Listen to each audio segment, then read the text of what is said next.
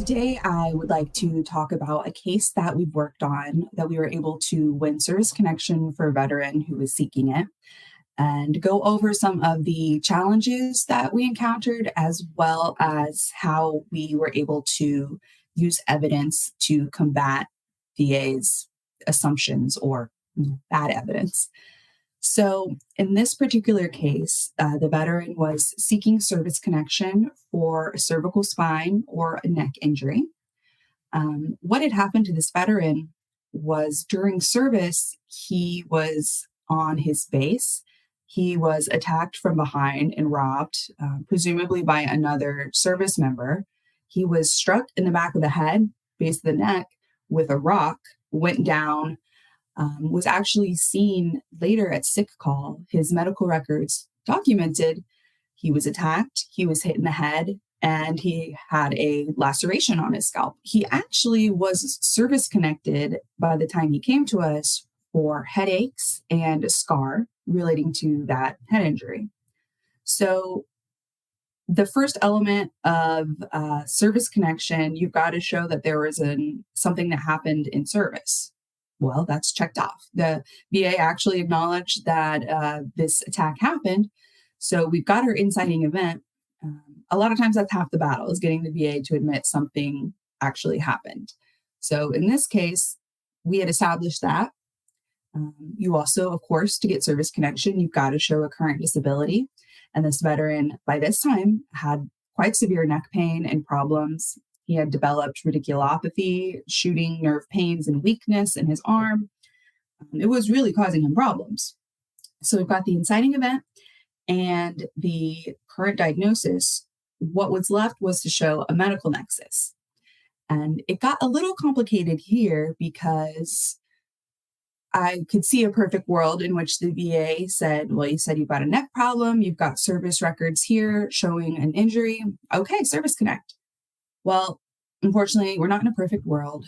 And by the time the veteran had come to us to help with his service connection for his neck, it had been about 40 years between the attack that happened during active duty service, and coming to us now, going forward with his appeal for service connection for his neck. So in the meantime, in between that period of about 40 years, he had actually had a pretty serious fall injury in the meantime.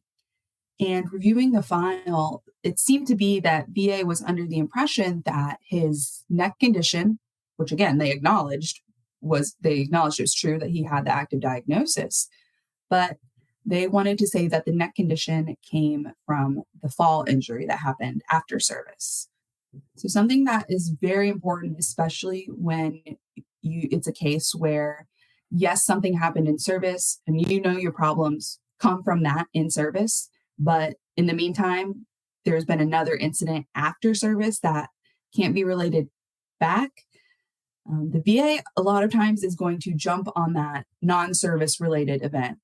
I've seen that happen for cases where veterans have mental health claims and they witness something terrible in service. They have PTSD from that, but in the meantime, 10 years after service, they happen to witness another horrible accident.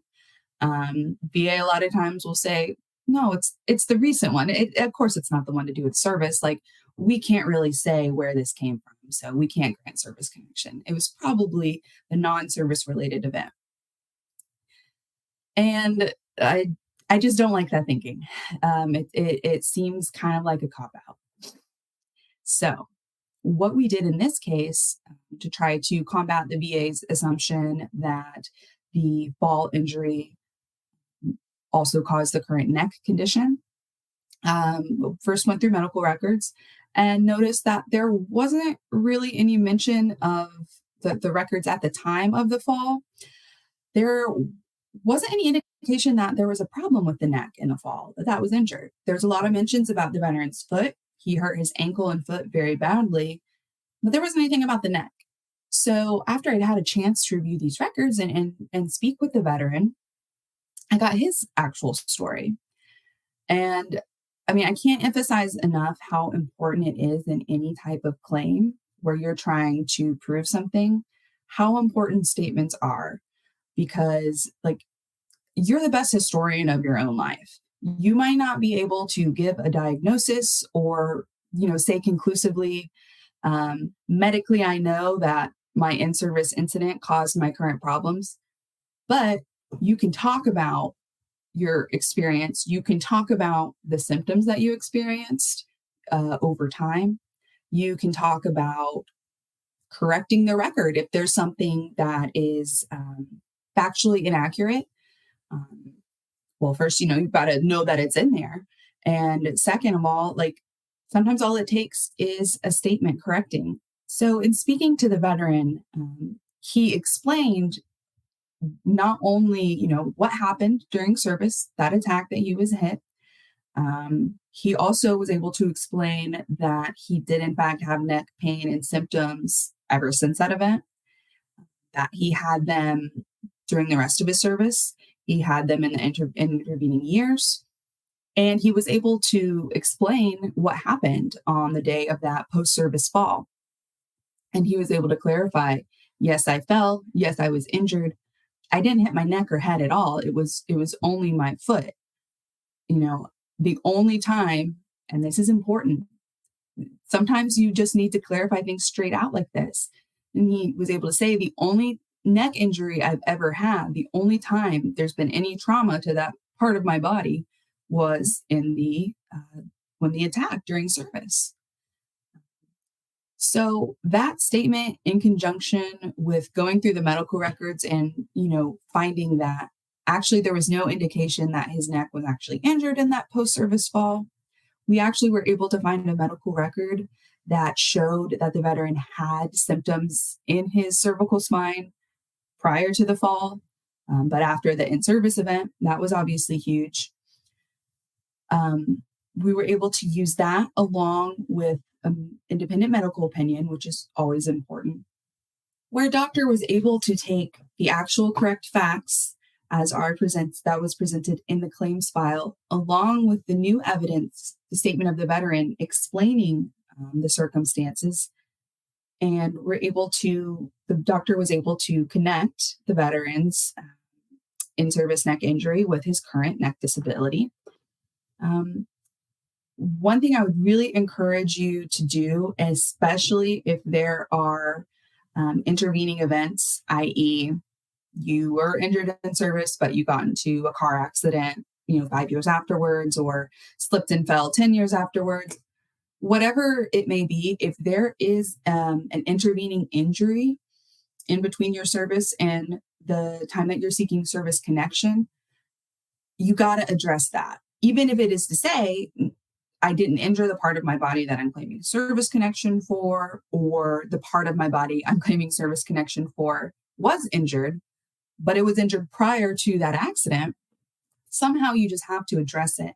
And especially if you get a medical opinion, it's not enough for the doctor just to say, well, this happened. My patient tells me this happened in service. It's consistent with what happened in service. His current injury is more likely than not service connected. That's not enough, especially if you have intervening events. The doctor has to address those and discuss whether or not the injury that you're claiming right now, or the disability that you're claiming right now, is related to the in-service accident or the post-service accident.